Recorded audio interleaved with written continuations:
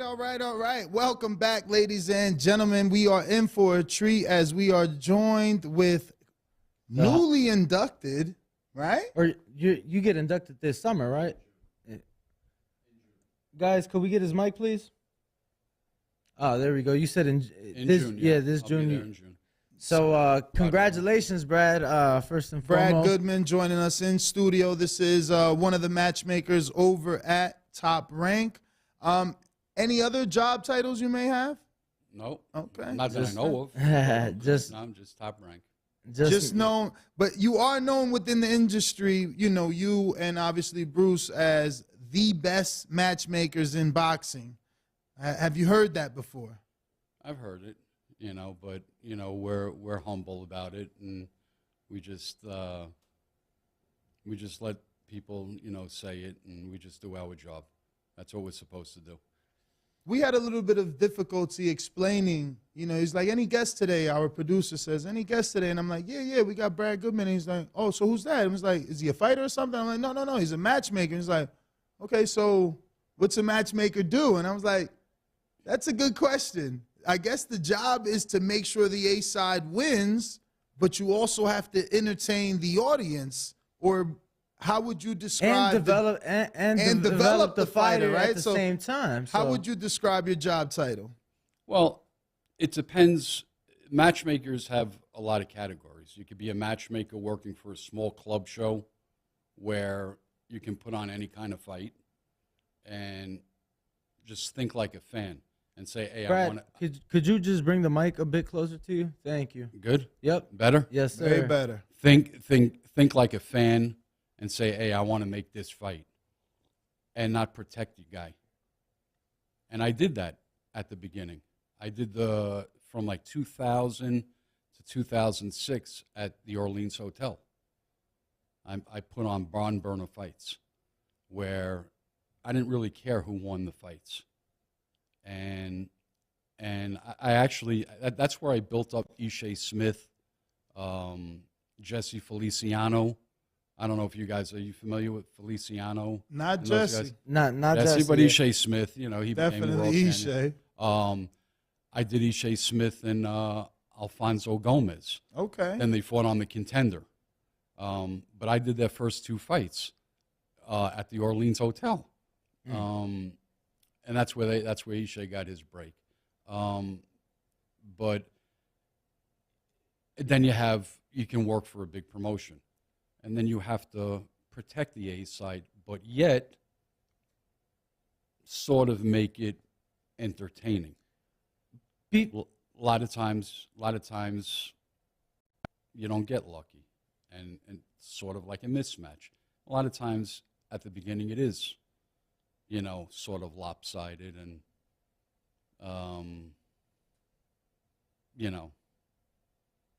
not that pleasing to the audience and stuff like that. But then once they get to an 8-round level and stuff, then you can match them, according to where their ability is. And it becomes more pleasing, and then you can just, evaluate where their skill level is. And luckily, we have certain guys, where we know where they stand right off the bat. Now, Brad, you took it back to 2000 to the Orleans, obviously before being with Top Rank. But I want to take a full-time matchmaker with Top Rank. But I want to take it back to '83.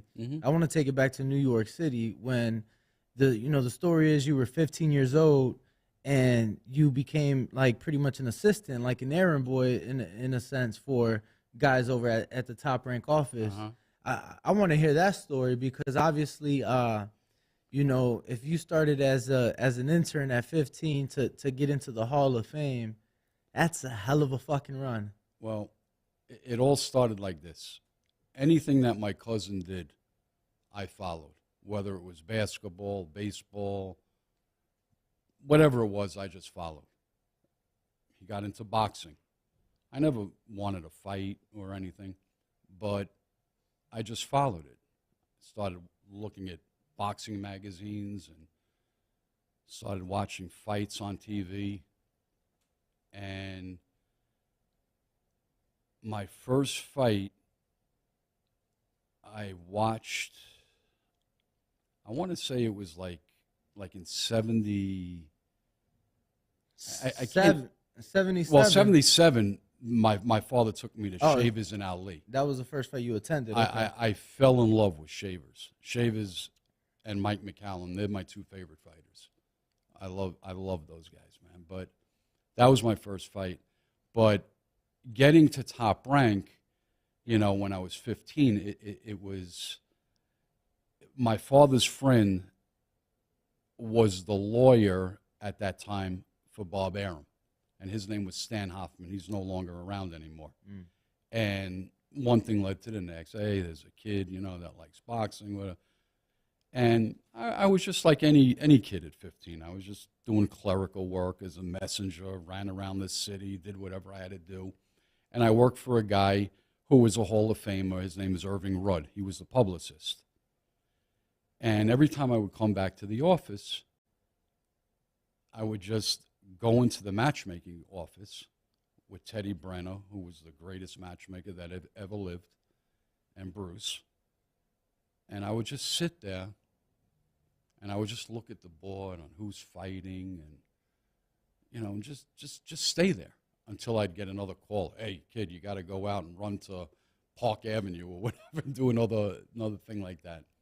And eventually I just, you know, got real close with Bruce, and I'd go on the road at 16, 17 years old to Atlantic City with them, and just one thing led to the next, and that's all I ever knew. I just know the boxing and Pittsburgh Steelers. That's all I know, man. Now, during that time, I mean, when was it that you got into matchmaking? I mean, obviously you started to pick it up at a young age, but when is it that you started to officially matchmake? Was that in 2000 at the Orleans? Really like 99 Okay. and stuff like that. But here and there, Bruce would give me little, like, you know, gigs, you know, to you know, play around with and stuff. But really officially, it's sort of like in 99. So during that time, were you working for Top Rank in any capacity? I did Top Rank from 83 to 92. They went out to Vegas in 88, but the office in New York was still there, and I worked with Ron Katz and Teddy Brenner. They closed shop in 92, and then I managed Murky Sosa. I know Murky. I managed Murky I know Sosa. Murky. He fought Roy at the Garden. Exactly. I was there. Yeah, he fought I Roy was at the much Garden. skinnier and better looking. Yeah. But I was in the corner. I know Ron. That's funny. So Yeah. when did Ron start with Banner? Ron taught me a lot. Wow. Ron taught me a lot. I owe a lot to him, you know. And then I went to Top Rank at the end of 99, you know. Wow. So you probably matched some of Floyd's fights? Yeah. It was Bruce, but I was under Bruce and stuff like that, yeah. Cotto, things So like that. I don't think you gave an answer, or is it that you can't, for like what the job entails, like the description of a matchmaker, like, Well, like I said, easiest way for someone to, you know, to if you're working for a big promotion or a small promotion. I mean, it depends. I don't know. I just want to be able to tell the guys in the bubble when next time they ask me what's a matchmaker. Well, let's do both. Obviously, you were putting on the small shows at the Orleans that were. There's no pressure. You don't have to protect your product. There's no product unless you have certain guys. And I did. There was, like, you know, Dewey Cooper. Mm-hmm. He was a guy that I protected. But back then, the commission wasn't really strict. It was much easier, the commission. He was a big draw. Him and another kid named Eddie Salas. They were real big draws. Just those two would sell out the Orleans Hotel. Now, was this in the arena back then? No, it was in the ballroom. Okay, the Up ballroom. there. Okay. But with Top Rank, you have to protect your product, but yet you have to please your viewers, And if you don't please your viewers, and if it's a mismatch, and a lot of times at the beginning, they are mismatches, you get ripped by the fans. And that's when you become humble. You get humbled by this stuff. I got to bring up Edgar Berlanga because obviously he is doing interviews saying that you guys wanted to protect him and he wanted bigger names, but he seemed to be in a bidding war. I mean, he claims to have had offers from Mayweather, from Al Heyman in PBC, obviously Oscar De La Hoya and Matchroom, who ultimately, made him an offer that he decided to go with. So obviously this phrase was here before us, one man's trash is another man's treasure, but I honestly don't see why y'all let him go. I feel like, the Canelo fight was always there because boxing needs Mexico versus Puerto Rico. So were you on board with letting him go, or did you want him to stay? Well, yeah, but we just didn't come to an agreement. Both parties have to agree. He had a different view. Top Rank had a different view. So we just wish him and his dad and the manager, and we wish them the best. I mean, that's all we can do. We try to make it work. It just didn't. But we wish him the best. That's all. So what would you have wanted him to do under the Top Rank banner had he agreed? Like, what 3-fight plan would have been next? Well, we mapped something out for him, and I don't want to really get into the details and stuff like that, but they know what it was, and it wasn't to their liking, and they must have gotten a better offer, and that's where they went. And hopefully, it works out for him. And not to keep pressing, but that map, was it 3 or 2 fights? Because his last deal with Top Rank was only 2 fights. It's 2 fights. Another 2-fight deal. Now, Brad, I gotta ask. Obviously, so many years. I could think of a few fights that probably didn't go your way. But what fights do you feel like, man, I dropped the ball on this one? And what fights were you like, I got a gem? I got it right with this one. You mean with a fighter? Yeah. Yes. As far as the matchmaking. Explain that to me. Like so some would say, like I know right away, like this is the guy. Well, no. So, for example, like some would say that the matchmakers probably dropped the ball with Lomachenko in the Salido fight. That it was probably a bit too much for him at the time. Okay. So I just wanted to see. That's from the outside looking in, but being in the business so many years, I'm sure that there's been some fights that you're like, absolutely. And I'm trying to think, and some that were like gems for you that turned out to be big wins, and so I was just curious because I think Isaac Dogbay was that. I'm sure no one in Top Rank was expecting Dogbay to beat Magdaleno. That was the brother that the money was invested in. Jesse was supposed to win that fight. Yeah. But then it turned out good because Dogbay, he ended up being a super fan-friendly fighter. Yeah. There's so many, We've had some duds and we've had our luck. But let's talk about, the guys that are going to make it, the stars, You guys have a lot of potential stars over there now. A lot of young talent on the Top Rank side. A lot of young talent. It's amazing, and I'm so excited about it with the Shakurs of the world. I'm glad you went there because you got a guy that doesn't have a fight, and you're supposed to make him a fight. Who, Shakur? Jared Anderson on that card. That's my next. That was my next thing. If Jared is what we all think he can be, this kid is going to be the biggest thing ever. It's going to be so big, this kid. Tell him, Brad. But he's 3 weeks out. We need a fighter. Isn't he the co-main? We got it. It just doesn't come. We just not putting it out yet. In 3 weeks, we got to promote the next heavyweight champ of America. Who says it's 3 weeks? 3 weeks, bro. What are you talking about? I mean, that's isn't a month. it April 8th? Oh, yeah, you're right. A month and a half. All right. Come on, Nestor. Top Rank is better than that. Come on.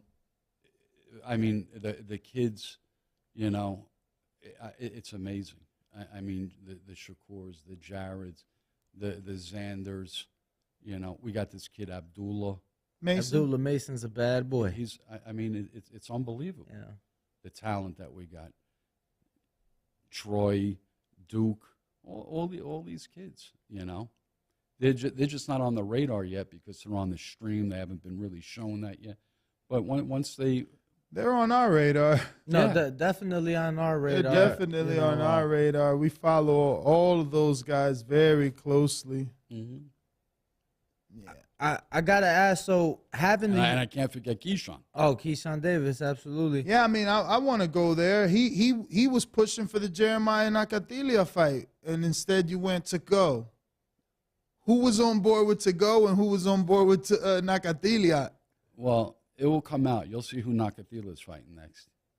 I'm assuming it's gonna be my good friend and Dominican brethren, newly signed Jermaine Ortiz, right? What? No. Man. It's going to come out. Tell me it was at least offered to Nakatilia, because if not, I mean, that would be the second time he. I mean, I hear he turned it down one time. Who did? Nakatilia to fight Jermaine. That I don't know. That I don't know. Wow. So what's next for Jermaine then? I don't know. Shelf up. No, not a lot of people want to fight him. Yeah, He put up a great performance with Loma. Let's talk about that. May 20th. Obviously not signed, sealed, and delivered quite yet, but working on it. Definitely working on it. You know, we're very fortunate to have a relationship with the Haney camp, and you know, I just saw him go 8 with Liam Parle the other day. I'm like, champ, you 3.5 months out, like, you know. But I know. Things are looking very, very positive, and being a pay-per-view, obviously you want to build it the right way. Could you tell us maybe of any guys on the undercard? I'm not privy to mention it, but the card's pretty set already. Okay. Wow. Yeah. The May 20th card. Yeah. So. And Nestor, I didn't mean to cut you off, but you remember when we had that interview a couple of years back, how I felt about Devin? We got to go back to that. I would have to listen to it again. I said, that kid's real special. And I said, when that kid gets his man strength, he's going to be a bad boy about Devin. And I think he was only about like 4-0 or something. 4-0? About that time, yeah. Yeah. Wow. Yeah. How'd you first hear about Devin? I used them. I used them on one of my shows. Downtown? No, I think it was when Pacquiao and Bradley fought. Yes, he was the first. That was April 9th, 2016. He was the first. I want to say the first. He fought a Puerto Rican, Southpaw. He went the distance. And he didn't look that great, you know, and he was so young. He was only about 17 years old. He was. I want to say, I believe that fight was the first time that he got, that Nevada sanctioned a 17-year-old to fight. Yeah. And I said, this kid's going to be something real special, because I was watching him in Mexico, how his dad was building him over there, and he's fighting some real solid, you know, because in Mexico, you don't know those records. They're very, very deceiving. Very deceiving. They could be 2-7, but they're really 20-10. Those guys. Oh, absolutely. Yeah, absolutely. So I promise I won't say the name. I'm just curious. May 20th, cause I know who you got co-main event, and then I know you know what we have as a co-main. Absolutely. What is it? I'm sorry, Oscar Valdez. I thought you said you won't say the name. Oscar Valdez. Look how he put you out there. You said you won't say the name, and you said the name. He asked me, what is it? He could have been testing you. You could be right. You could be wrong. I don't know. Does he have an opponent, though? Or does the co-main have – is the co-main like – The co-main event does have him. It's locked in. Okay, because I'm going to be honest. I really liked 2 of the 3 names that got offered that fight. So it was like I was just excited. Oh my God, No, this guy. I'm not gonna do. I'm not gonna do that because we gotta see. Who what takes comes out. it? Yeah, who takes it? Because that's just the way the game goes. But That's funny. okay. That is funny. Ben, you said on that because I know there was they were saying maybe T-Mobile, maybe MGM. I think it's going to be in Vegas somewhere. Okay. Yeah. And by any chance, do you know? Obviously, Top Rank in New York uses Madison Square Garden. Mm-hmm. They're opening a venue here, the Sphere. It'll hold 18,000. Yeah.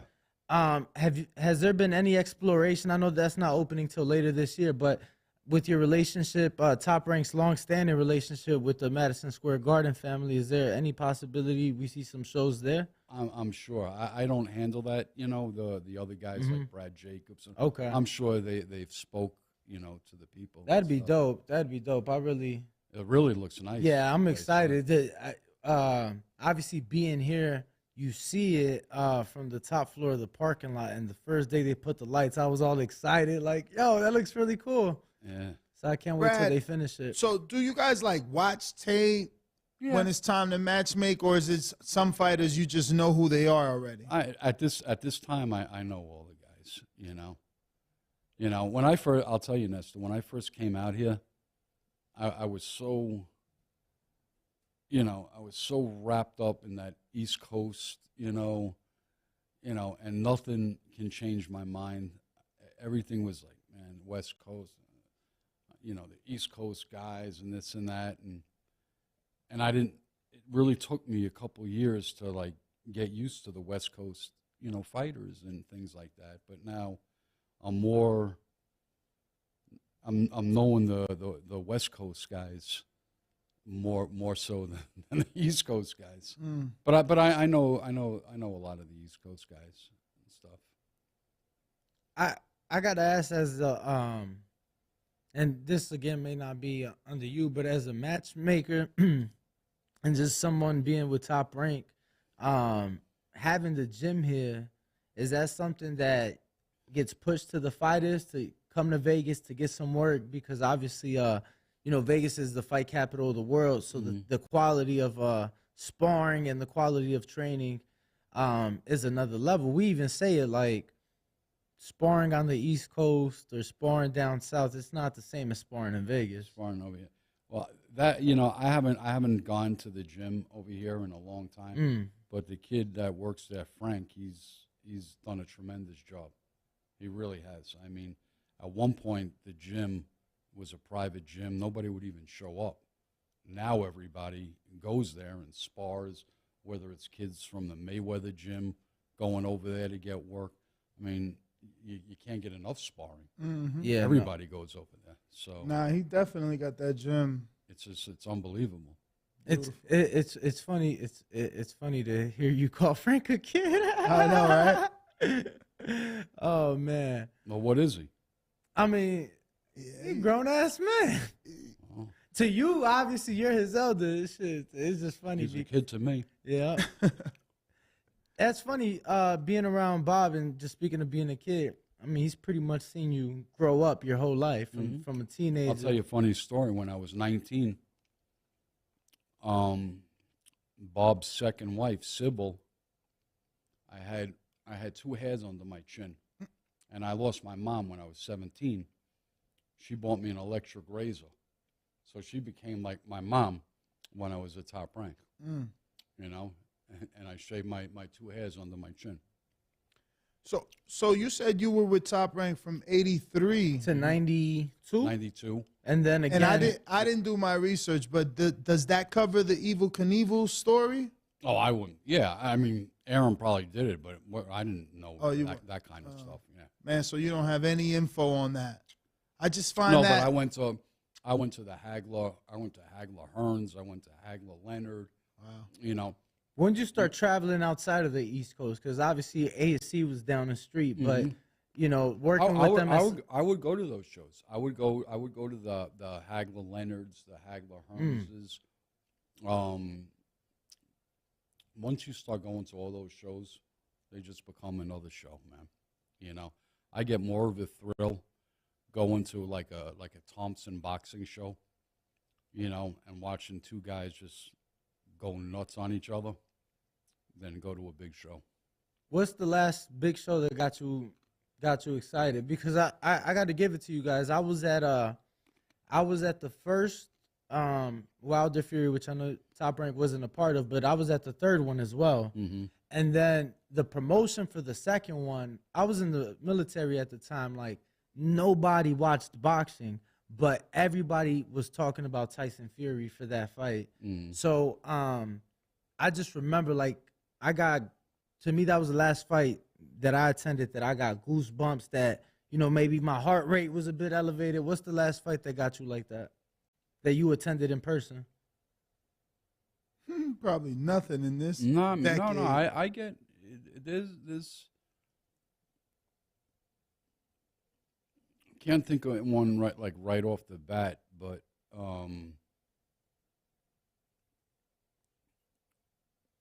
can't think of one off the bat, you know. But there was, you know, especially when I was younger, you know. I remember like when Hagler and Hearns, when they fought. You know, I was young, and I liked both guys so much, man, and I didn't want either one to lose, man. My hands were shaking, you know, your nerves and stuff and your emotions get in the way. But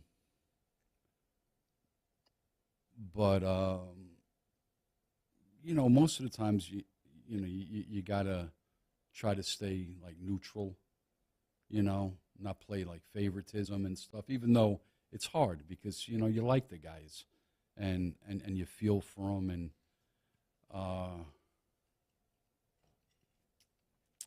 I just can't think of anything right off the top of my head, though.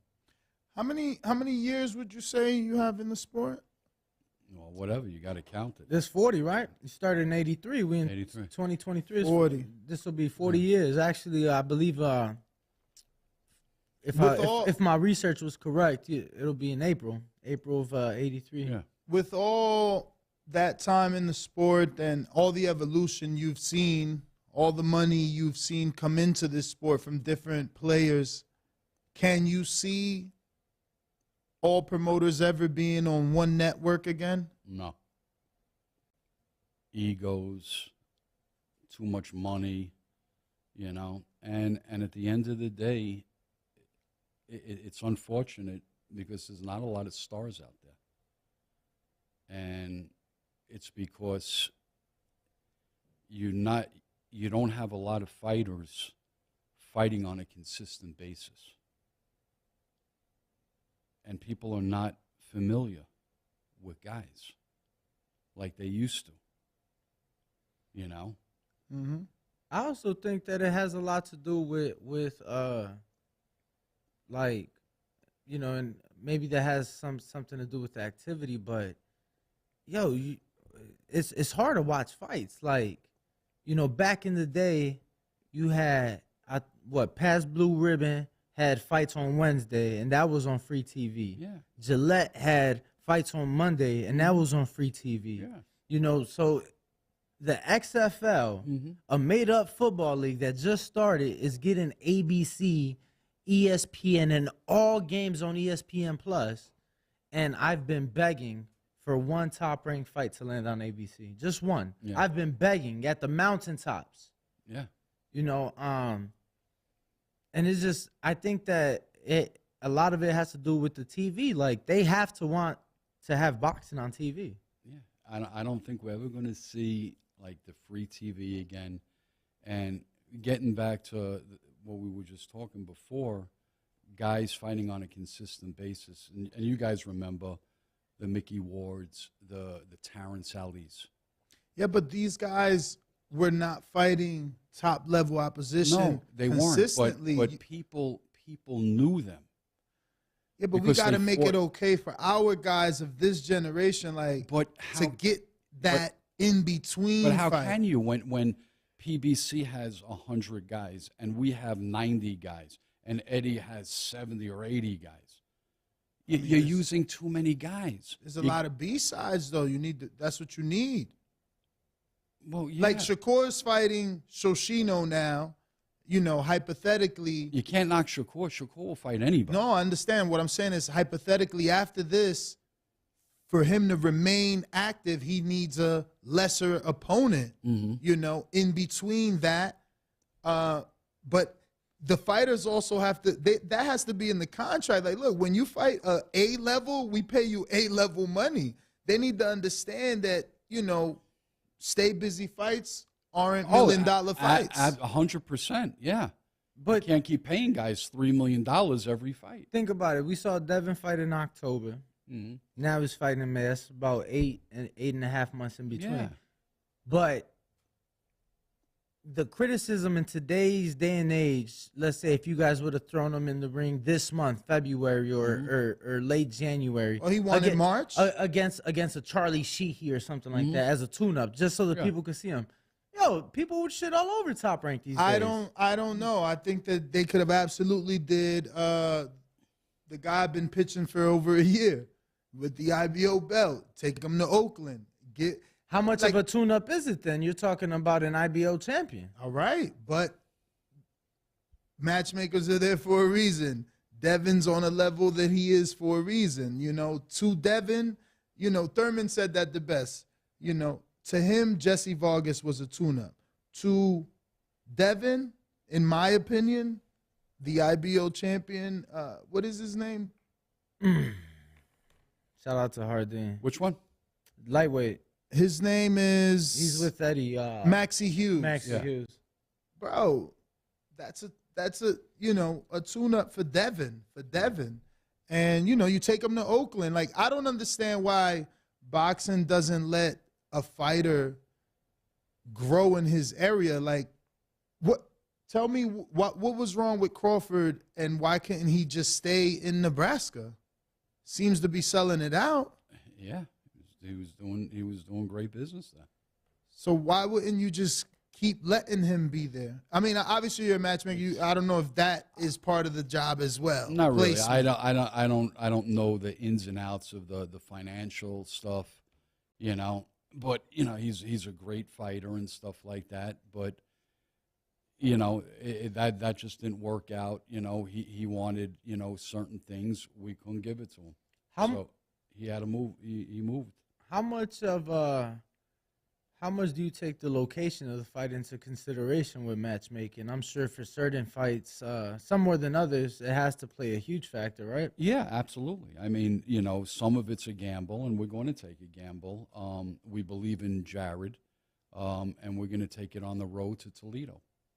And we think it's going to do tremendous. Yeah, this year? Yeah. I mean, Robert Easter did very well in Toledo. Yeah. And we think, like I said, we think Jared's going to be something tremendous, something special.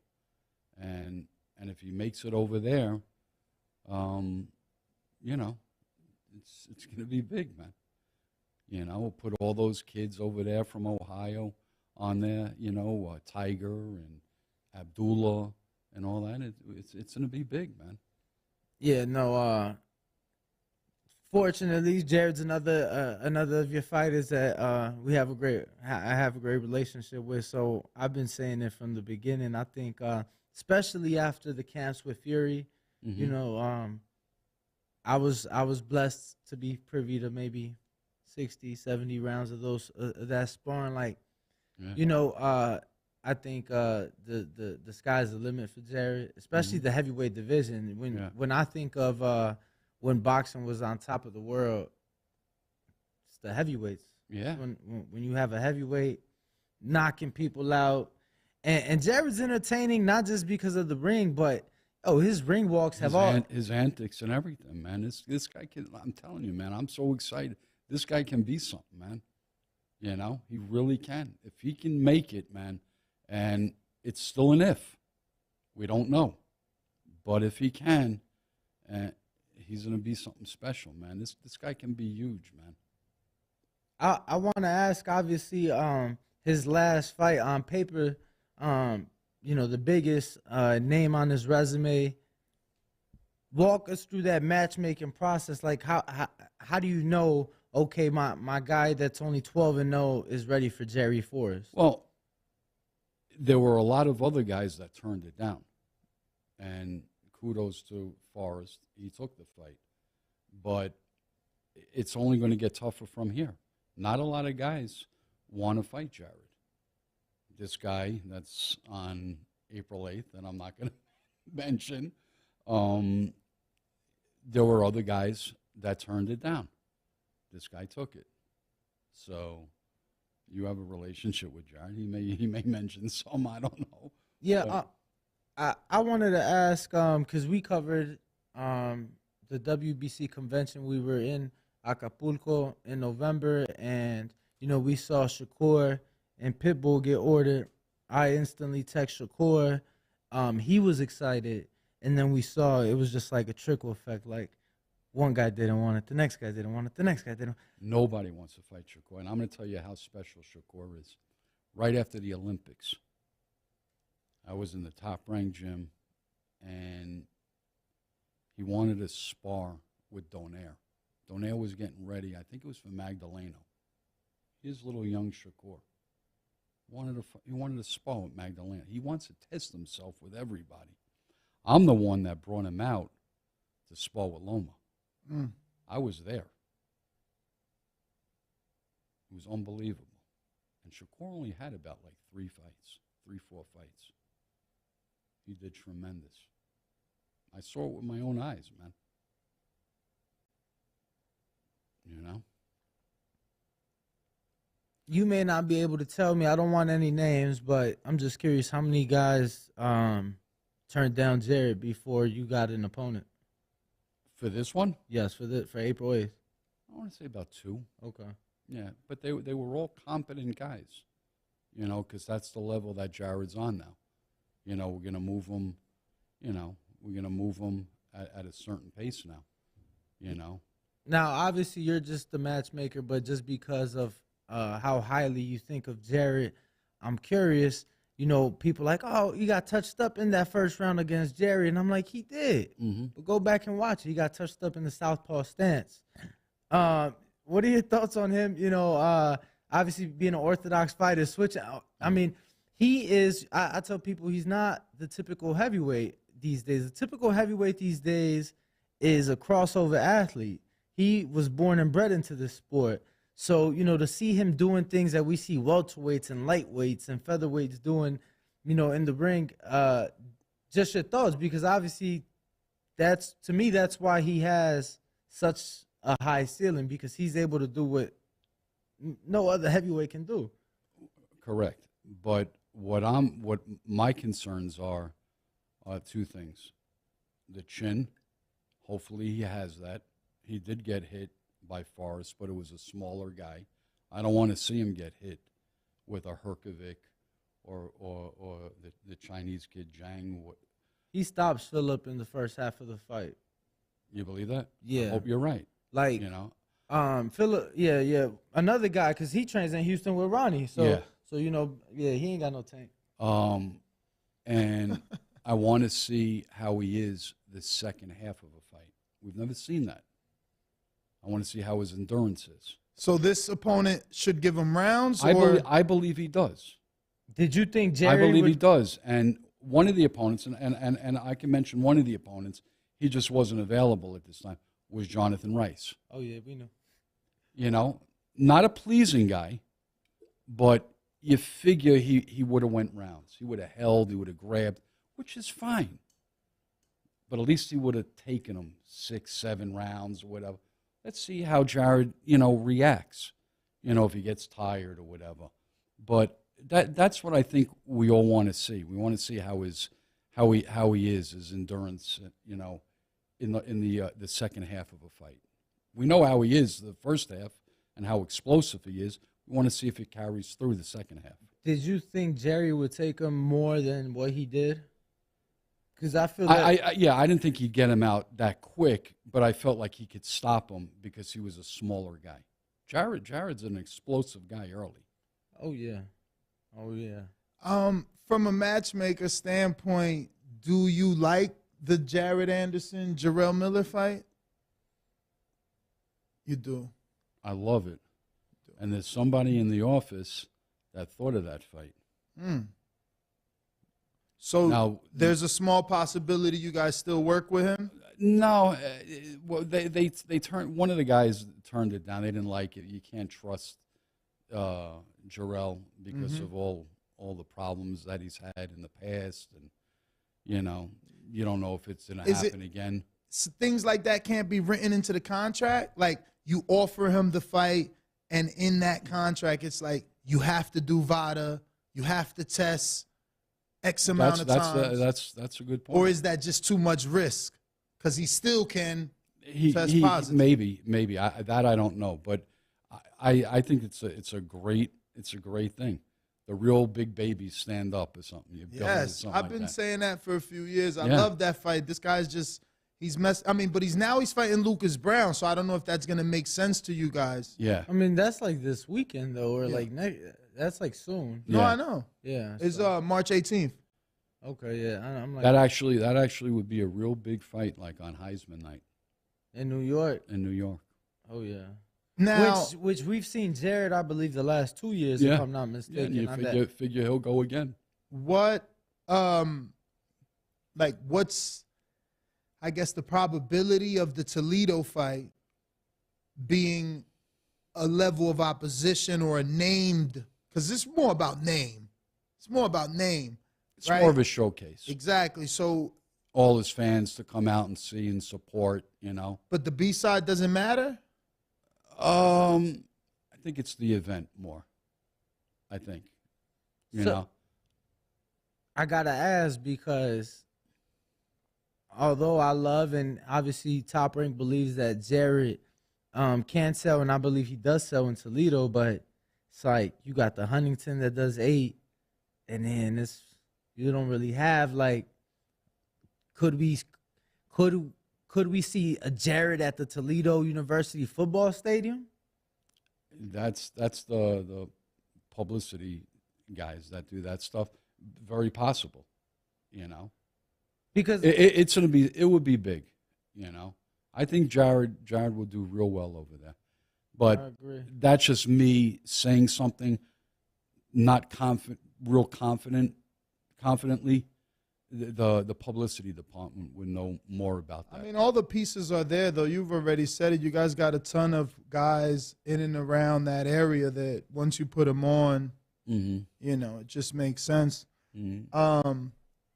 Well, I do have some questions from the people here. Ruin the 504 says, before his top-ranked departure, what matchmaking plans did you guys have for Edgar Berlanga? Kind of asked you that. Yeah. Well, we had a plan where we'd give him a fight, to his liking, opponent-wise, and then showcase him again as a main event on June. So, were you opposed to Rosado versus Berlanga? We were opposed to Gabe Rosado's price at that time. Was that a June fight in your opinion, or not a June fight? No. No, the Gabe Rosado fight was a fight that was offered months ago. For when, though? So Gabe turned it down because of the price? No. It was a price that Gabe was looking for months ago. This was conversations months ago, not for these recent conversations. But so that fight you would have done. Wow, I'm shocked the Top Rank would have done that fight not on a June. I always mention that fight as the passing of the torch. Puerto Rico versus Puerto Rico. Get him, on the Puerto Rican Day Parade. You guys were just going to do a regular TV fight, huh? No, Puerto Rico. He would have been a main event. I hear you, but not that's on. That's not a main event. How is that a main event? Gabe Rosado what's he done? I mean, he had that one fight. He's about to be main event right now with Zurdo. Okay, but that's the zone. Nobody watches the zone. No disrespect, but I mean. Wow, I honestly, no, I but thought that Gabe versus Berlanga was a main event. I mean, in New York City, wouldn't you Puerto say? Rican Day Parade. Wouldn't you say Gabe is a bigger name than Steve Rose and Romer Alexis Angulo? Those were main events at the Hulu Theater. I know that, but it was a much lower budget. And what has Gabe done besides, he had that one knockout? What did he do before that? Arguably beat Daniel Jacobs. But he didn't. But what's he done? No, I mean, I'm with you now. He hasn't, but I think for the Puerto Fan Rican, friendly, television friendly. Yeah. Known with the Puerto Ricans, known with the Listen. He's a good B-side. Very much so. Very much so. And I like Gabe. I have no problem with Gabe, but it just didn't work out. Fair enough. I like that fight. I hope now that he's with Matchroom, we get it though, honestly. But I mean, Gabe's moved up to 75. This guy. Yeah, that's crazy. I hope. I don't even want to see the fight, to be quite honest with you. Wow, is that bad? Oh, I told you, sacrificial lamb. Let's talk about Gilberto, because so you were protecting him because you guys had. I mean, he had 40-something fights with you guys in there. Mm-hmm. So you didn't believe in him. Who said we didn't believe in him?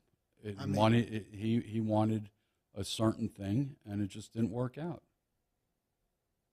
It has nothing to do with not believing in him. What did he want? He wanted too much money. It's always the money. But you also didn't get him any. Like the biggest name was Jesse Hart. Yeah. And you had a 6'5" Mexican. And we also didn't have at that time any light heavyweights. I mean, you had him when he was 60 and 68. And at that time, when he first was coming up to light heavyweight, we offered him certain guys. And he did take, Carpense. But then he didn't want to fight guys like Mike Seals. And stuff. What? Yeah. Michael Seals, the Edwin Rodriguez fought. Well, yeah, but this is before, that's the fight he watched. And he didn't want to fight him. This is before Mike Seals got stopped by Alvarez. Didn't top dog Thomas Williams fight Seals too? No. Thomas Williams? Thomas Williams never fought Seals. He fought Adonis Stevenson and those guys. So I'm all over the place, but like when are you guys, and allowed is the wrong word, but when do you allow your own mind to think about an Al Heyman B-side or Eddie Hearn B-side? We've worked with Eddie plenty of times. No, I know that, but obviously you want to deal with your pool before you go outside the box, right? Sure. Or does matchmaking, is that the first role? No. If we don't have a guy, we'll work with other promoters. We have no problem at all. We've done it. So would Areola fall under showcase? Who? Christopher. Chris Areola? Yeah. What about him? Would he fall under showcase in Toledo? Does he even fight anymore? I mean, shit, Andy took him out of retirement for a pay-per-view. Bro, but that was like 2 years ago. Bro, and that was his first fight in 3 years. I'm just saying he's known to the American public. Yeah, but how many Mexicans are in Toledo? I turned Chris Areola pro in Laughlin, and I paid him $400. Oh, wow. Wow. When Gary Shaw first started. I mean, what is he? He's got to be like 39 or under. He's not that old, bro. Yeah. And I mean, isn't that the green print, African American, a nice known Mexican American? He's 41 years old. Okay. It's not that bad. How many Mexicans are in Toledo again? Like, no? None.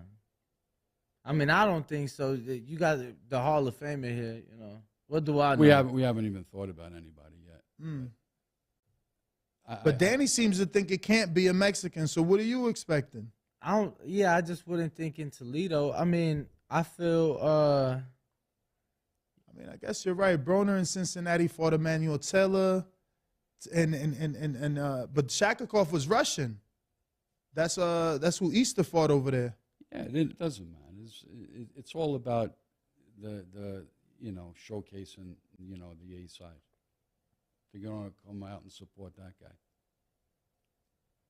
I think you answered this from James Valdez in San Antonio. What's the greatest match you attended, and what was so special about this event?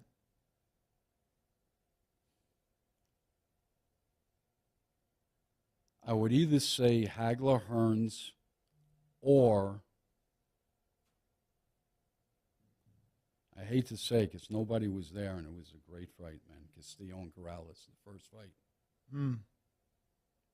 I'll never forget. I was talking to Leonard Ellerby on the phone during the fight because he wasn't there, and I was going back. I said, "Oh shit, Corrales is down, Castillo's down." I kept going back and forth, and there was only about like 2,000 people in the arena. Nobody was there, and it was such a great fight. I got Brandon in Houston that says Johnny Beck took some criticism for facing Denzel Bentley his last fight. Do you have any insight on if a bigger name was offered that fight before settling on Bentley? No, nobody. See, Johnny Beck is he's all risk, no reward. Tough guy to fight, And we just don't have a lot of middleweights, so we have to go outside the pocket, go to other promoters if they can't give us anybody.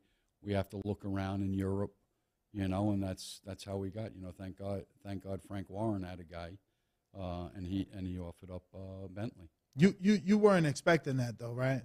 No. Yeah, no. Me neither. But thank God, Bentley, showed some huevos. Yeah, I think he probably ruined our parlay. We weren't expecting Bentley to make the decision. Take Charles Martin in Toledo. Yeah, but again, now you got to deal with Al, and someone's training him out here. Talk him. Who talk him with? Yeah, with you guys. He's with Top Rank. Yeah, talk him. I like talk him. Oh, talk him. Yeah. But no, Takem's fighting Yoka.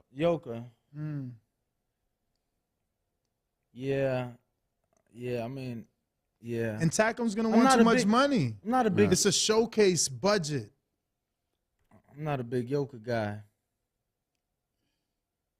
You think you can still get Stephen Shaw to take the fight, or is it not worth it? Yeah, absolutely. I would, as you guys would want to see something like that. Were you impressed with Shaw? I was not. I was expecting so much more. I watched that guy since 0-0.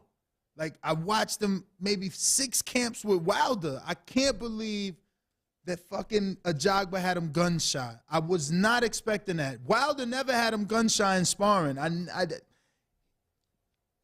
I thought he was going to let his hands go more. And then it seemed at first like he got that, but then he went after the fight and posted like, oh, I thought I won the fight. It's like, bro, no. I wanted you to win the fight, but you didn't. You had to let your hands go a little bit more. You can't just avoid punches. I mean. And Ajagba he did better.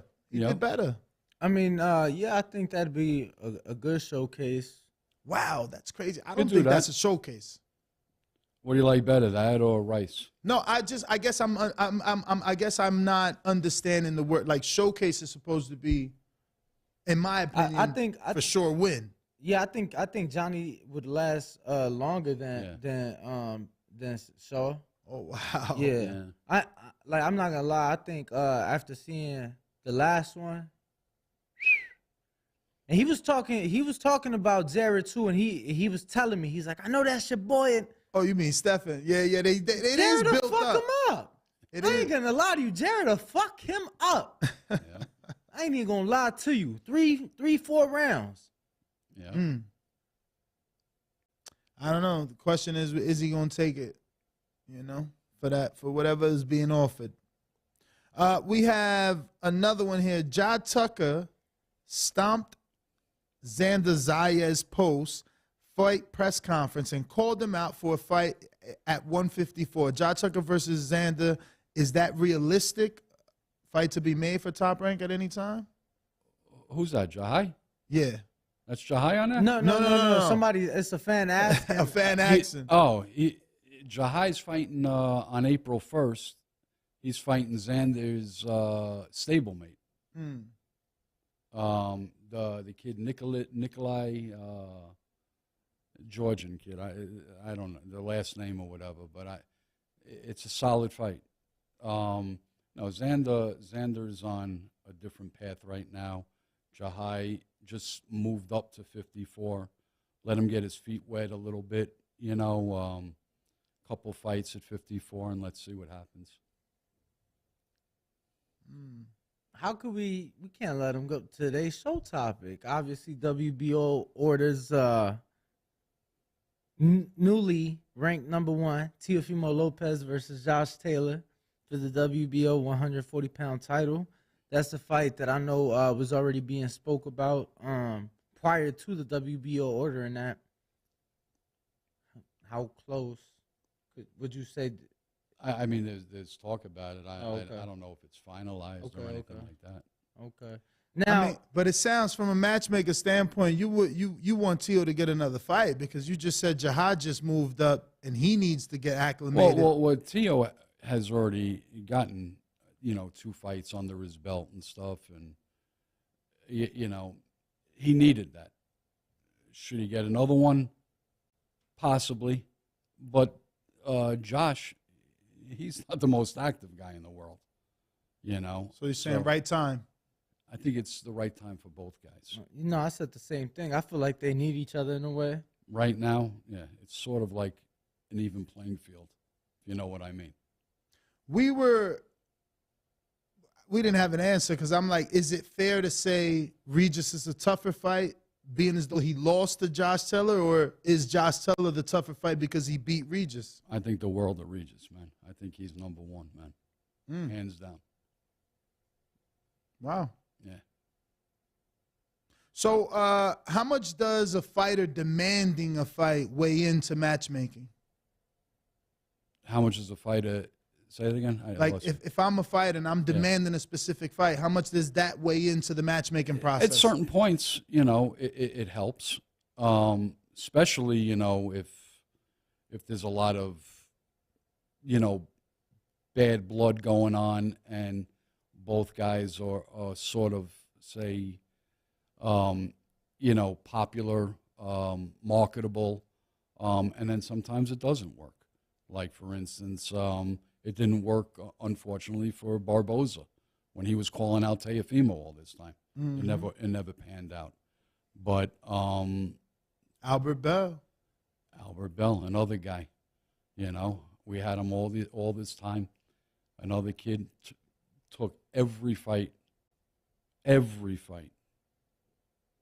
Man, and guys, and I don't want to mention the guys that we still have to this day. They turned Albert Bell down. Champions. How's that work though? Why do you cut ties with the guy that can't get the fight and keep the guy that's not taking the fight? Because nobody wanted to fight him. It wasn't fair to Albert anymore. And now you see he's in the same situation. He was trying to go to DeBella, he's trying to go to Hearn, he's trying to get fights. Nobody wants to fight the kid. Who wants to fight a 6'1", 130-pounder? It's a hard guy to fight, man. Nah, and let me tell you, another guy that we know well, Ladatet, like he was a plus 800 against Andy. No, you know how much I came up in that fight, man. Albert Bell, I hope he gets a shot. I know he's in those rankings. I forced that fight on them, him and Vic Green. They didn't want that fight. I forced it on them. It came out on top. Of course. It came out on top. Why'd you force it on them? Because they didn't think they were ready and stuff. They wanted another fight and stuff. I don't think he had like a 10-round fight at that time. Or if he did, it was like sort of like in that like Toledo area against weak opposition. And it was his first real big thing, And, they thanked me after the fight because it worked out and stuff. But, and he got some exposure and, he's a great kid, man. He still comes to our shows, man. Oh yeah, no, definitely. He was just out here at the training at Top Rank a few months back. So maybe if he's available, we'll put him on the Toledo show. You know? Walk me through that British Prescott and Terence Crawford moment. Because the story is you guys didn't want him to take that fight. 100%. Okay. I'll tell you like it was So it's vivid even in my mind. I remember that like it was yesterday. So even Bruce was not with that. We hated the fight. Wow. Cameron Duncan at that time was managing Terence. Mm-hmm. And I called Cameron up. I said, Cameron, you want this fight? Terence was on the card. He was fighting a kid named Robert Osiobi, kid out of Uganda that Luis Tapia, local trainer over here, was training. And Prescott was in a fight. The Russian kid was in a fight. The Russian kid that beat Joanne Guzman. I forget the name. Look up Joanne. I'm pulling it up. Yeah, he stopped Joanne Guzman in like the 10th round in Florida. That was the title fight, and he got hurt. Talking about Habib. I like Kurdiev. Yeah. Oh, the same one that Broner fought. Exactly. And called Cameron up. He goes, yeah, let me call McIntyre, and don't hear anything for 2 days. So Todd comes in, and he says, do me a favor. Call Cameron again and see if they want this fight. He goes, yeah, I spoke to McIntyre. He doesn't like the fight. He doesn't think Terence is ready for it. Okay. Who said that? Cameron says this to me. So I go back to Todd, and I said to Todd, I said, spoke to Cameron. He says they don't like the fight. Todd just looks and says, call McIntyre up. I called McIntyre up. I said, Brian, I said, did Cameron call you about this Prescott fight? He goes, what Prescott fight? I said, for the fight coming up on Saturday, instead of fighting Osiobi, you can, move up to the semi-main event or the main event, whatever it was. He goes, no. I said, would you fight Prescott? He goes, hell yeah. I said, that's all I need to know. And that was like 7 days out, right? That was his break right there. And even though you guys... And me and Bruce, we were scared shit of it. We didn't think he was ready. And he shined, man. But I put Terence in a fight one time against Andres Gorges, Gorges, tall kid. He was about 6'3" from Canada, and McIntyre was scared shit of the fight. I said, Brian, relax, man. I said, Terence is gonna knock this kid dead, and he knocked him. I knocked him dead in like 2 rounds, face first, But that's where he got his break against Prescott. What other fight off the top of your head comes to mind when you're like, you didn't think your guy was going to... Hold on. Were you at the Gamboa fight in Boardwalk Hall where Terence was the undercard? Mm-hmm. You were there? I went to every Terence fight. I was there when he fought Burns. So... Terence is my guy, man. I love Terence. Am I envisioning things? Did he not get dropped in that fight? No. Are you sure? He had braids in that fight. Yeah. I swear I remember him. And I'm like, yo, it's never been on BoxRec. I went to that fight. Terence got rattled one time here. He's going to hate me for bringing this up, but I was live, and I'm like, unless there was 2 guys with braids that day, and he had box braids, I'm like, or it didn't get counted as a knockdown. No, he won a decision. Because I remember I was a big Wale Omotoso fan, and obviously Yurokis Gamboa fan. And, and Lucky Boy was on that card. He had the whole story. No. In the ring. Crawford got rattled one time over here against the Brazilian. And I think, Sanabria? huh? Is it? No, not Sanabria. Sanabria was in Texas. Was it like Sydney Seguria or something? And I think it was here, if I'm not mistaken, I think it was here at the Wynn. We did a show here when Vanes fought Lara. Okay. Let me pull it up. That was like the only time, and then you know, like that BS thing with Kavaliskius. BS. Yo, Terence is a bad boy, man. He's the best out there, man. Yo, you. I agree. Yeah, I agree. You were right. Sydney Sequoia, he fought. Where did he fight him in the Win, right? We're at the Win, yeah. I'm good, right? But you gotta agree That too. should just get me in the Hall of Fame. No, hey, you know, it's funny you say that because, you know, I'm headed in those footsteps. I'm yeah, pretty, I like to call him the almanac. I'm pretty wicked. I'm only Yeah? 26, so obviously, you know, Yeah, you're young, man. That's good. 22. That fight was in 2012. I was like a sophomore, junior in high school. But as a matchmaker, are you would you label him chinny? No, not at all. Why? Kavaliskius can punch, man. He came right back and was gunning. He was throwing right back. What man. about the Gamboa fight? And then you just told us about the Gorgees fight. But everybody. But then you can say, would you say Spencer's chinny? I mean, he only got the one Ugas incident, right? And What about- then what- the Jamaican. Yeah, what's his name? Larkday. Exactly. Well, And that's like what, 10 years apart? anybody can get clipped. You know, it's how you react and come back, man.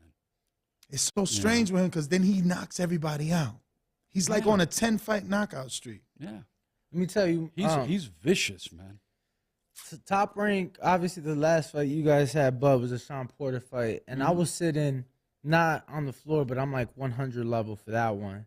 And I remember, like, I read his lips on the Jumbotron. I'm like, yo, they said, told yo, him he's I'm down. losing? Yo, I'm down. I'm like, yo, look, he's saying it. Yeah. To see him come out and do what he did, you know, and a lot of people aren't a fan of Ken Porter stopping the fight, but had that fight continued, I just feel like we all know, He gets stronger as the fight goes Yeah. on, man. He's so vicious, man. And when I went out to Scotland with him for the Burns fight, I went out there previously with Beltran, and them fans are so rowdy and vicious and hostile. They throw beer at you. Man, I mean, you know, they're brutal. serious. No, I was there with Wilder. They threw a whole beer on him. And I warned him. I said, Terence, once you walk out that dressing room, man, it's a different environment. It's just everything is different.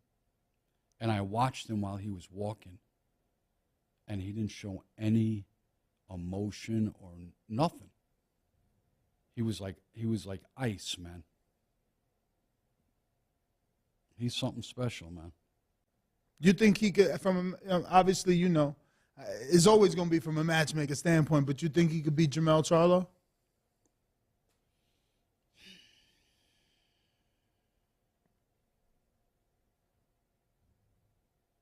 I wouldn't count him out. I mean, he spars bigger guys. Jermell is a very, very good fighter. You know, I have a lot of respect for him. But I wouldn't count him out. He's fought the better opposition, I think. Wait, who? I think Crawford's fought the better opposition. Over Jermell? Yeah. Yeah. I mean, he was in tough fights with Castano, and I really believe, you may think I'm crazy, man. I thought Harrison was putting it on him the second fight. A lot of people do. Yeah. I thought he played with Charlo that second fight. I think Harrison's beautiful, man. You give him a chin, he's the greatest thing ever, man. So you think it's the chin? Yeah. See, I question if it's the chin or the tank. Chin. He's beautiful to watch, man. I love watching him. Yeah, I said if he could stay disciplined against Zoo, I think he's gonna. He should be able to destroy it. Now over there, I don't know. Over here, he destroys you. I mean, we saw what your guy did last year 2 times. Haney, I'm saying Haney went out there, so I think it can be done. But Haney's a very, very disciplined kid. He has a great team supporting him. I totally agree. Harrison, he's training the Baumgartner. Who knows, what he's really doing.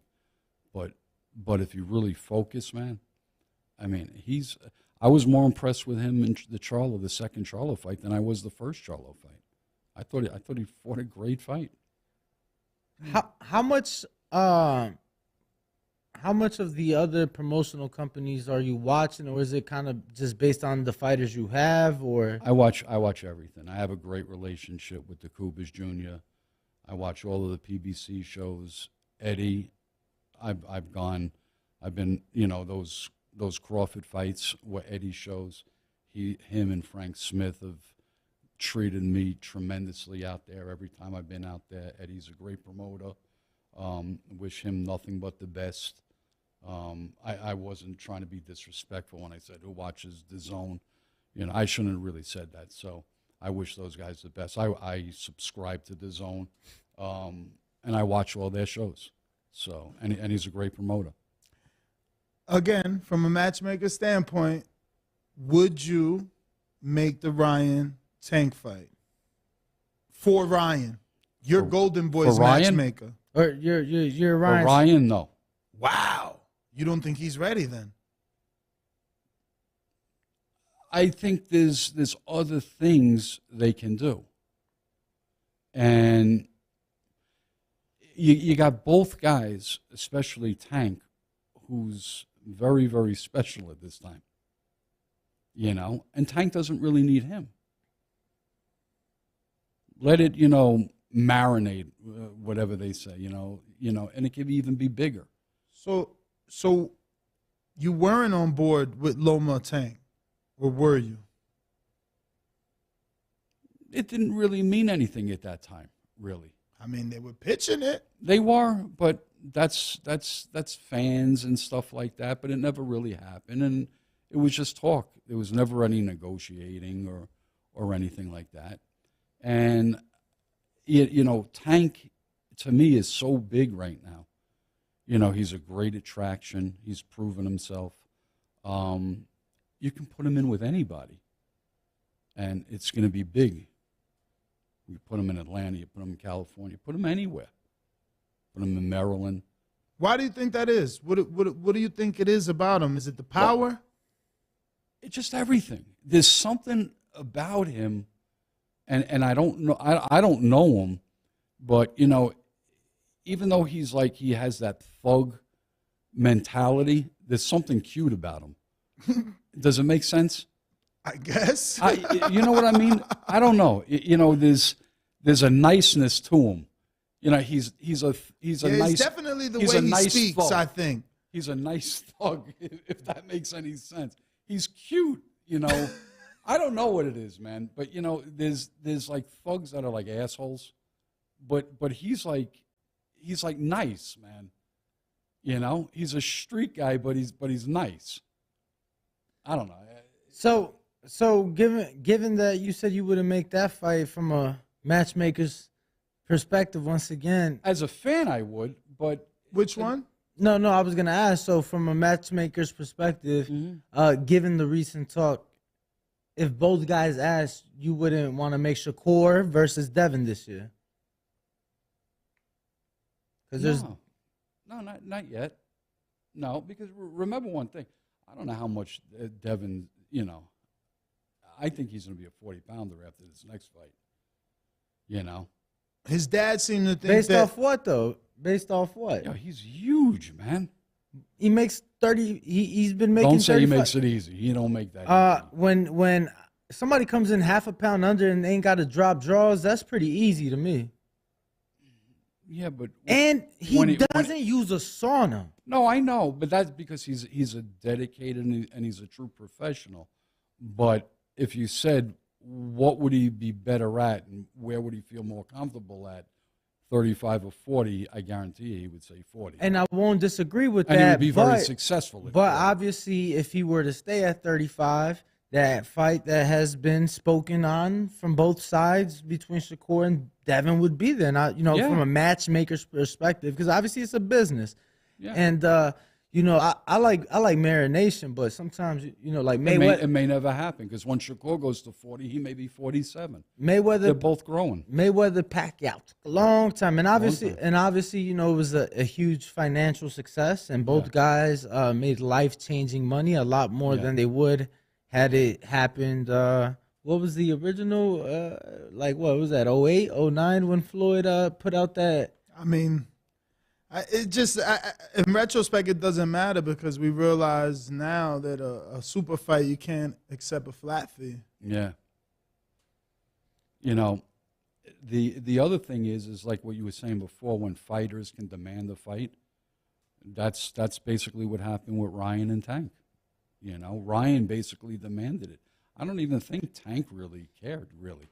It was Ryan that was demanding it, right? Speaking of demanding, let's talk about one of your fighters, the Monster, because it seems like Steph Fulton demanded on his end for that fight to happen. Is that a done deal? And why go up in weight to immediately face the unified champ? Was there any talk? And I think that's a solid fight, man. Boo Boy is a bad boy. I know. I think that's a real solid fight. As far as it being done, I believe it is. Okay. But not don't quote me on that, but I believe it is done. And kudos to both guys, man. Him stepping up and fighting the best 22-pounder out there, in my opinion, and Fulton going to Japan. I want to take you back to Gamboa, Juanma Lopez. Do you feel like that was Top Rank dropped the ball there over marination? I feel like that's actually when we heard the word marination from Bob. He waited a little bit too long. Do you think? Because I I understand that it was Juanma not looking good. Like, Gamboa was looking spectacular. Like, Juanma would face Roger Matagua, Gamboa come right behind him and make him look like it was nothing. Yeah. So I can understand, Yeah. The Puerto Rican being the draw and maybe you guys thinking he's not ready, but then he ends up losing to fucking Salido. And Salido was a very solid guy, man. But I'm sure that wasn't the plan. No. So what do you think about that moment, that era? Well, it backfired. You have your ups and you have your downs, and at that one we had our downs. And the Rios Gamboa, why you think that didn't happen? The which one, Rios? Yeah, Brandon Rios and Gamboa. At one point, I think it was even a pay-per-view. They had press conferences, and then fucking Richard Abril crashed the press conference. Oh, yeah. Gamboa ended up getting out of his Top Rank contract. Yeah. Don't remember that? Oh, I do remember that because Alvarado fought underneath, and Alvarado fought Mauricio Herrera. Was that the first time you guys went to Denver? No. That was over here. Okay. Rios fought Abril. Alvarado fought Herrera. Yeah, but I don't remember. Yeah, and Rios looked horrible against Abril. Abril can make everybody look bad. Abril, we learned, was a tough fight, though. So, yeah. Brad, really quick, just because I personally love the fight, how much of a say or how much input did you have in making Inoue and Fulton? I had nothing to do with that. At that level, that's strictly, organizations, promoters, the TV, and stuff like that. So at what level would you say? Well, us, like me and Bruce, we get these guys to a certain level, and then once they hit that level, it's more like the TV. Okay.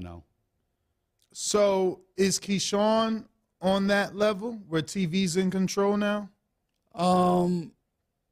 Yeah, well, he's at that level where he's semi-main event type material. but we still choose the opponents and stuff like that. Do you believe that me just he could piggyback. be a success in Virginia the way you think Jared can be? We're gonna probably go that route as well. Yeah. Okay. Again, we were talking about fighters wanting fights. He seems to want to fight Floyd Schofield, but he's with Golden Boy and Dazn. I know Top Rank has done, the Hooker and Ramirez fight, but obviously that's a much higher level. Is that something we should not be thinking about, even though they're back and forth? Yeah, I don't think down, anytime soon. They're both young, and Schofield's a good little fighter. So you watched that last fight? I watched Schofield. He's a good little fighter. You didn't expect did you want him to get the knockout? Did you think he wouldn't because who Ricardo was? I texted what's his name, Mike Miller, who represents him and stuff. I said it was a great learning experience. That's what he needed. Wow. I love when fighters go rounds. Is that the same Mike Miller from Kirkland? Yeah. Holy shit. Yeah. I didn't even know he was still in the business. So you got the same city too. That's where Schofield is at, Austin, Texas. Yeah, Austin, Texas. And, wow. and I thought, I love when guys go rounds. It makes you a better fighter. A lot of times these guys, walk out in the ring and, they're all moping and stuff like that. I should have knocked the guy. I said, for what, man? I said, rounds make you a better fighter, man. But isn't the knockouts why Deontay Wilder and Gervonta Davis are attractions? But early on in your career, it's good to get rounds, face a little bit of adversity, because it builds character. Do you see a world where Jared takes the torch from Fury? Yeah, and really? and that's what I was saying earlier on, man. If Top Rank would make that fight.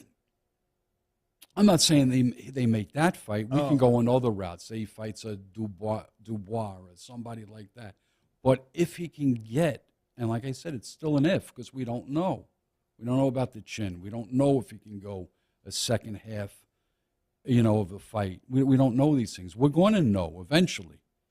But if he can do that, we got a gem, man. I think we got something real special. Is the opponent top 10 in the sanction, top 10 in the world on box? No, but it's somebody that you know. Somebody you guys would know.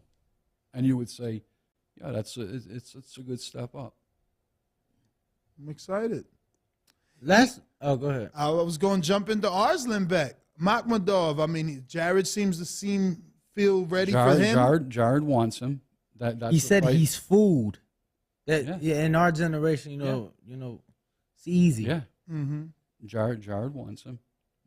But what's the plan with him? Because you guys have signed him. I think he's had like 3 fights. That could be a fight. Who knows? That could be. No, I mean, but is he in another direction though? No. Because he's a draw in Canada, right? No, that could be one of the fights for Jared down the road. Before I wrap, I do want to ask, since you said you watch fights, did you see Peru this weekend? Which guy? Lanier, Peru, Bob Santos heavyweight. I love Bobby, man. That's my guy, man. So I saw Denier and Lanier. Okay. I saw both guys. Impressed? Not really. Yeah. I wasn't impressed. And I hope Bobby doesn't get mad at me because I'll probably have lunch with him next week and he'll be mad. But So, like come from behind knockout, that doesn't matter to you. As a matchmaker, you rather see him win the rounds. Yeah. Yeah, because the other guy that was in front of him, to me, was just an ordinary guy. That was just my opinion. Now, how much do you factor into that knockout, right? Like even post-fight, the guy's still saying he's never been hit that hard to the body. He felt that could be a possibility. Listen, I wasn't impressed, but impress me the next time. I'll give you the benefit of the doubt. And with the brother, went 4 rounds. Yeah, Bobby was bragging about him, on how good he was. I wasn't impressed with him. Yeah, I mean, I thought he would get that guy out of there too. Yeah. But his record, I mean, actually, he was 2-0 with 2 KOs. So yeah. Yeah. I got 2 more for me. I want to stay here all day, man. Yeah, no, we I love love having this. No, you. we'll bro. bring you to the wire for sure. But I wanted to ask, obviously, Kenny Sims, somebody who upset the apple cart. Great guy. Great guy. Know him personally. He's a class act, him and his dad and Kay and all them guys, man. We try to get him on board. We just have so many freaking guys in our stable, and we offered guys in our stable for him, but nobody wanted to fight him. You know, good kid, man, and I wish him all the best. Unfortunate. You got Yes. Okay. Go ahead. D Jones on Patreon says, "What inspired Mr. Goodman to be a matchmaker?" You know, when we were talking earlier, anything that my cousin liked, I just followed. He liked boxing. I got into boxing. So when I was at Top Rank, I'd always end up in the matchmaking office. All I ever wanted to be was a matchmaker. I never wanted to be a promoter. All I ever thought about was, I want to match fighter A versus fighter B. And I want to see this guy versus this guy. And that was it, man. And it all started with Shavers versus Ali. I fell in love with Shavers, and then when Shavers fought Holmes the first time, no, he lost to Holmes. The second time he was training it in the Catskills, and I played hooky from school. How I got out there, I can't even remember, but I know I took a bus out there, and the cops were at my apartment in Queens, and my mother was outside when I came home because I didn't show up for school, and she smacked me and stuff like that because I went out there to watch Shavers train. I was like 11 years old. Oh, wow. I was like infatuated with Shavers, man. You know, and to this day, I still have the shirt. Ernie Shavers, the next champ, you know, and that's how it all started, man. That's crazy. 40 years later, getting inducted into the Hall of Fame. Yeah, man. Canna in Nebraska says, "Hello, can you elaborate on why To Go was chosen over Jeremiah Nakatilia for Keyshawn Davis?" Thanks for coming on the show. He was the only one that took the fight, as far as the 2 previous guys that didn't. Was Nakatilia on the list? Did he get an offer? No, Nakatilia was fighting somebody else.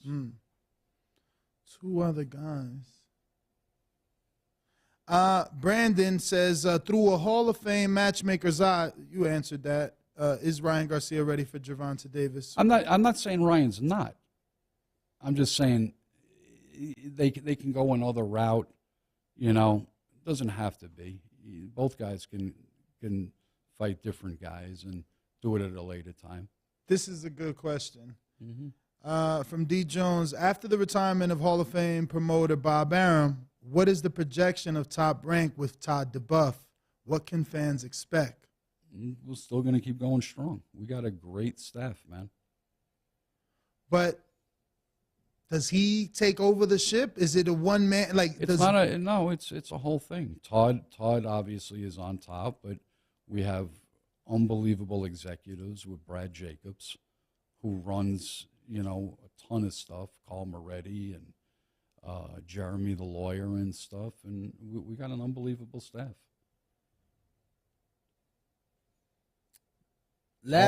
Todd is a brilliant guy. He's constantly thinking, doing things, different things, and we're here to stay, man. We ain't going anywhere. But do you expect any changes from, No.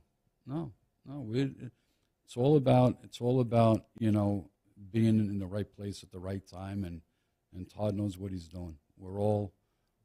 I only say that because he's like, 50 years younger, so it's got to be a difference between him and Bob. Yeah. Oh, Bob is an icon. Everybody knows Bob. Todd is more, laid back, and stays, behind the scenes. I wish he'd be more. I remember a time when he was more in the camera, more doing interviews. Not like that, But he was Eddie before Eddie. Yeah.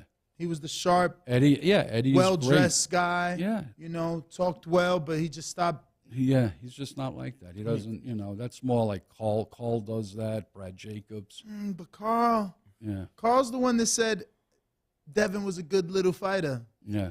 You got it. I mean, he just said that about Floyd Schofield. You know what I'm saying? Good little fighter. No, I don't mean that disrespectfully. Good little fight. When I said about Devin Haney, he's a good little. I meant that. Carl. See, the thing is, I meant that in a positive way, here's bro. the thing. No, here's the thing. Nestor was in Cancun in 2019 when Lomachenko and Carl were out there, and he felt that Devin was deserving of that fight. And I'm gonna be honest, the whole franchise shit was bullshit. Like just to the sport, not even in that situation, not in the sport. But now that Devin's with Top Rank, you can tell us that you guys you went to the convention to purposely not fight him because you knew I don't even go to the conventions, man. You're a matchmaker. You knew that fight was coming up. Would Devin beat Lomachenko back then? Yes or no? I don't know. Honestly, man. Honestly. I think it's a Now, he needed the experience, though. Listen, I do prefer this version. You're tight with Bill. Mm-hmm. Ask Bill what I think. I keep it 100, bro. I told Bill what I think. Oh. So I guess the last one, truly the last one. Well, you got more. I just I wanted Right, so to I'll close leave with this. Yeah, I'll leave with this. Well, I just wanted to close. Is Devin and Shakur 47? Are we waiting that long? It could be, like you said, it could be 35. It could happen then. It could happen 40. I don't know. I want to say both guys are moving in a different direction. Shakur is fitting in at 35. Devin, I think, is slowly moving to 40. And I think once Shakur starts going to 40, I think Devin is going to fill out and move to 47. So we're talking 47. Yeah, but who knows? Maybe once Shakur gets to 47, they're both growing, man. It's amazing. I mean, I saw such an unbelievable difference. It's the Top Rank way, though. Like, you guys clear the way. Like, for instance, who was there? Oh, it was Valdez was there, and then he moved up and allowed it for Shakur. Then Shakur moved up, allowed it for Navarrete, and so on and so forth. So it's like Valdez moved up because he didn't want the Shakur fight at 26, and I saw such a difference in size with Loma and Haney. Haney was huge in New York, man. So this ain't no lightweight. This a heavyweight. he had to be about 70 something, man. He was huge, man. Shout out to James Lockwood. James Lockwood. That's why he pays for that nutrition during camp. I just wanted to hear before we let you go your favorite memory from your first tenure at Top Rank. When you started, what's one of your favorite memories during that 10-year or so period? Just being blessed, being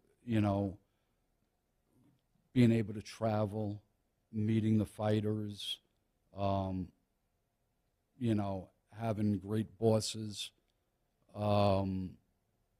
soaking in the knowledge, watching Arum from 83 all the way till where he is now. It's amazing how sharp he still is, even at this age, man. He still thinks, even though he's slowing down physically, the mental part is still amazing, man. He's still thinking, and he thinks sharp, and he still thinks of fights. It's amazing. So I'm blessed in that sense, to be around all that stuff and meet, the people and things like that. When in this career did you start thinking Hall of Fame? I never did. Never. When I always said I should be, and I'll tell you a funny story. Ed Brophy says, Brad, Ed Brophy here, you're going to be inducted into the Hall of Fame. How do you feel about this? I said, well, you want to know my honest opinion? He goes, well, yeah. So I should have been inducted 5 years ago. Because this year, I think there are people more deserving than me. 5 years ago. But deserving in your job title or in your category of non-participant? In that category. Okay. Whereas 5 years ago or 6 years ago, I felt like I was a little bit more deserving. You know? Mm-hmm. That's all. Non-participant is the same as Sylvester Stallone, no? Same category? No, I think that I'm not. It could be. It could be. I think I'm in like that. The judges, and you get awarded. You're a Hall of Famer because I can judge a round better than you. I can judge a 10-8 round better than you. Yo, I gotta ask because and this is obviously nothing to do with what you do, but I went to the very first card you ever matched to make on BoxRec, at least, right? I went to that. The same fucking referees and judges that were on that card we see today. Like, does the commission not know that these guys are slowing down and they're not as sharp? Which one was it? It was an Orleans card. It was an Orleans. Yeah, I did. They're missing a lot, man. They're missing a lot of Laughlin shows when Gary Shaw first started. Man, you work for Gary. Yeah, I did all of Gary's stuff in Laughlin, man.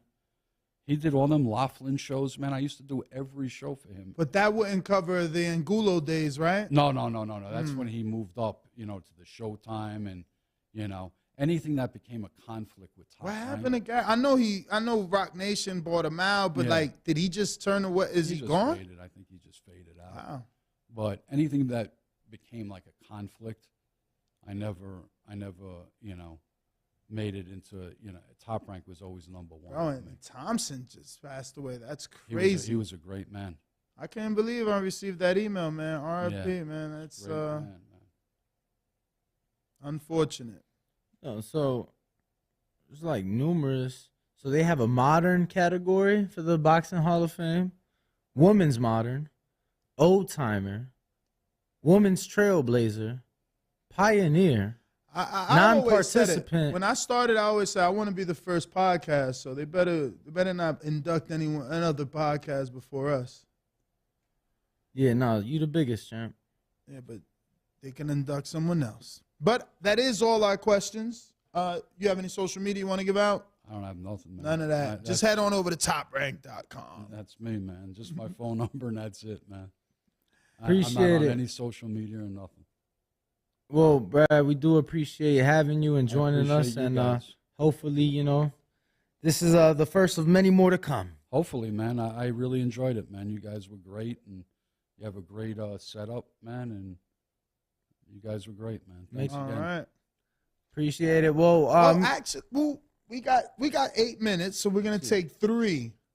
All right. 3 what?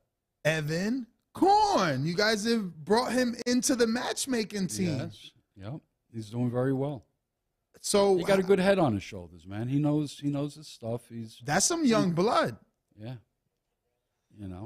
I mean, listen, Bruce basically learned from the best in Teddy Brenner. I learned from the best in Bruce. Now he's going to learn from us. It's going to take a while, but he already had a good head on his shoulders. He knows the 4- and 6-round kids and stuff like that, and he has a lot of connections to begin with. So he's going to be all right, man. When do you think we get to see his debut of like a card he match made? How long does that process Well, he's not take? going to match make the whole card. We're just, looking around, Keyshawn's brother, he's fighting on April 8th in Newark. We're looking around for opponents. He's searching, calling some people, things like that, slowly and gradually. Okay. No, I know, because I know BoxRec sometimes lists the matchmaker. I'm sure that would be something. No, he ain't getting on there yet. he got to earn that, man. That's what I mean. That's You what I gotta mean. earn Like, it, man. when do you foresee something like that? Like, how long does it take for something like that? Probably an 8-round fight, once he gets to that 8-round level. All right. Well, there you go, Evan. Something to work towards. And congratulations to Evan, obviously, on that, new job. But hey, let's give Evan credit though. When you mentioned Big Baby and Jared, he thought of that fight. He was the one that thought of that. Look at that. Yeah. Well, So let's give him 6 rounds. Then we'll put him on box round. 6 rounds. Well, Brad, once again, thank you. Thank you. You know, we'll make sure to definitely get you back on. Yep. Absolutely. But to everybody else tuned in, make sure to tune in tomorrow morning, 6 a.m. Pacific, 9 a.m. Eastern. Ringwalk, Danny, Ness, GTO, the Boxing Voice. Peace. Peace. What up, YouTube family? Don't forget to hit that like button. Subscribe to the YouTube channel. Help us get to that 1 million subscribers. We're on the road to 1 million. And obviously, we have other great content on our Patreon channel. So since this video is over, head on over to our Patreon and check out all the exclusive content or right here on our YouTube members.